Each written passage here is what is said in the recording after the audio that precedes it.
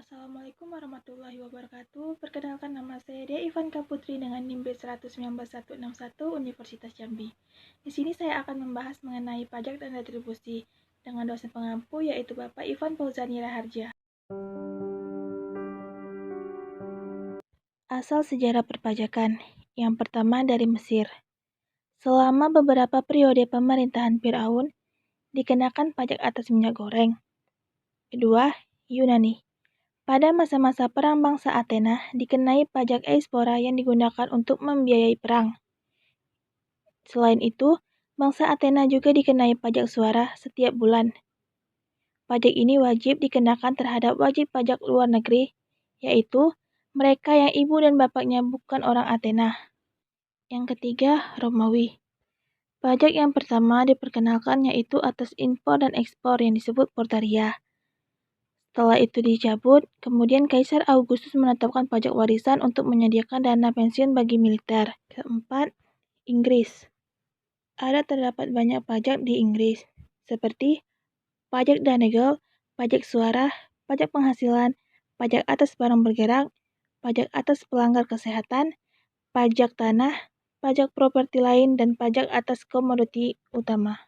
Kemudian selanjutnya ada Amerika, yang terdapat pajak langsung dan pajak penghasilan.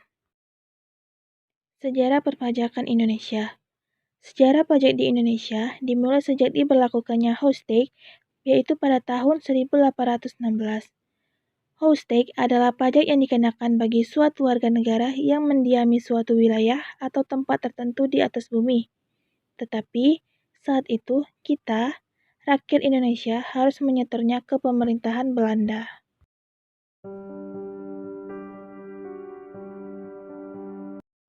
Berbagai pengertian pajak.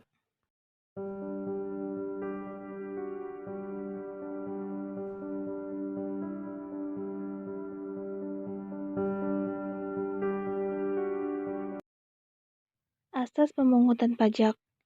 Menurut falsafah hukum, alasan negara memungut pajak berdasarkan 5 teori, yaitu 1.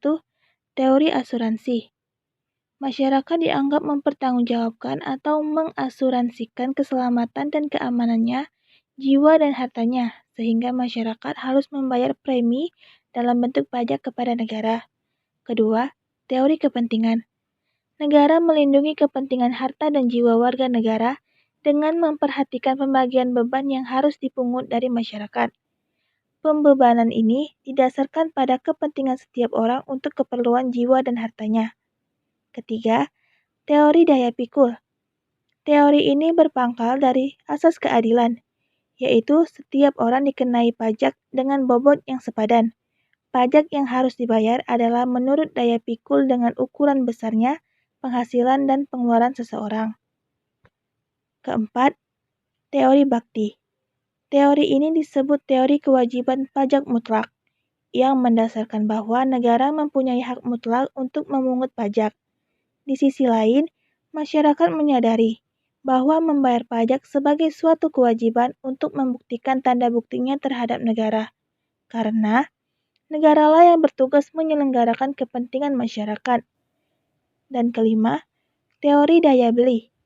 Pembayaran pajak dimaksudkan untuk memelihara masyarakatnya, sehingga pembayaran pajak lebih ditekankan pada fungsi mengatur dari pajak agar masyarakat tetap eksis. Teori ini lebih mendasarkan pada penyelenggaraan kepentingan masyarakat yang dianggap sebagai dasar keadilan pemungutan pajak, bukan kepentingan individu atau negara. Jenis pajak menurut golongan. 1. Pajak langsung, yaitu pajak yang harus dipikul sendiri oleh wajib pajak dan tidak dapat dibebankan atau dilimpahkan kepada pihak lain. Contohnya seperti PPh, PBB, dan lain-lain. Yang kedua, pajak tidak langsung, yaitu pajak yang pembebanannya dilimpahkan kepada pihak lain. Contohnya seperti PPN, PPNBM, dan lain-lain. Jenis pajak menurut sifat, yaitu ada pajak subjektif, yaitu pajak yang memperhatikan pertama-tama keadaan subjek pajak, baru kemudian ditentukan objek pajaknya. Contohnya yaitu PPh. Dan kedua, pajak objektif. Ialah pajak yang pertama-tama melihat keadaan objek pajak, meliputi benda atau keadaan, perbuatan, peristiwa yang menyebabkan timbulnya kewajiban membayar, baru kemudian ditentukan subjek pajaknya. Tidak mempersoalkan apakah subjek ini bertempat berkedudukan di Indonesia atau tidak. Contohnya yaitu PPN dan PPNBM. Jenis pajak menurut pemungut. 1. Pajak pusat, yaitu pajak yang dipungut oleh pemerintahan pusat. Seperti dipungut oleh Direktorat Jenderal Pajak meliputi pajak penghasilan, pajak pertambahan nilai, pajak penjualan atas barang mewah, pajak bumi dan bangunan, bea perolehan hak atas tanah dan bangunan, dan bea materai. Kemudian ada yang dipungut oleh Direktorat Jenderal Bea dan Cukai, meliputi bea masuk, yaitu impor, bea masuk tambahan, yaitu impor, dan cukai.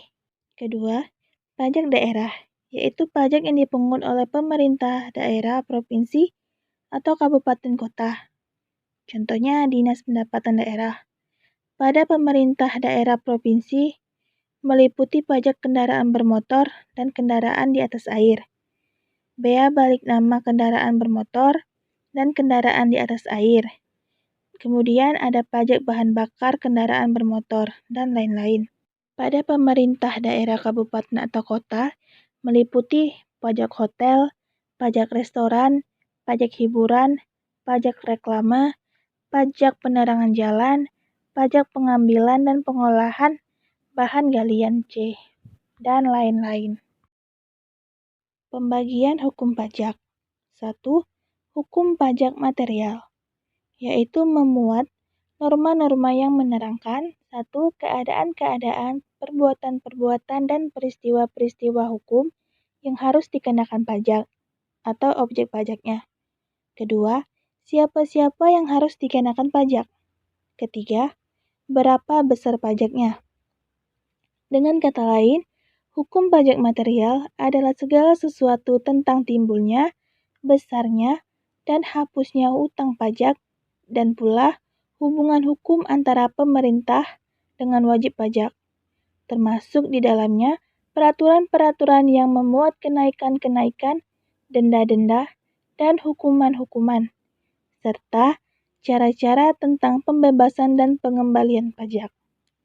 Ketentuan hukum pajak material mutlak diletakkan dalam undang-undang dalam rangka memberikan kepastian hukum. 2.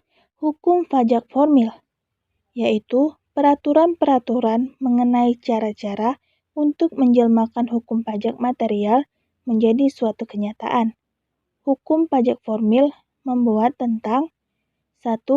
Cara-cara penyelenggaraan mengenai penetapan suatu hutang pajak. Kedua, pengawasan tentang penyelenggaraan pemungutan pajak. Ketiga, kewajiban para wajib pajak atau sebelum dan sesudah menerima surat ketetapan pajak. 4. Prosedur pemungutan pajak atau pelunasan hutang pajak. 5. Pengajuan surat keberatan.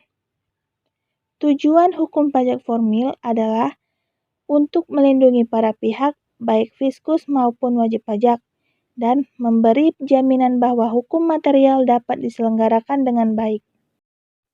Itulah yang dapat saya sampaikan. Apabila ada kesalahan ataupun kekurangan, mohon dimaafkan.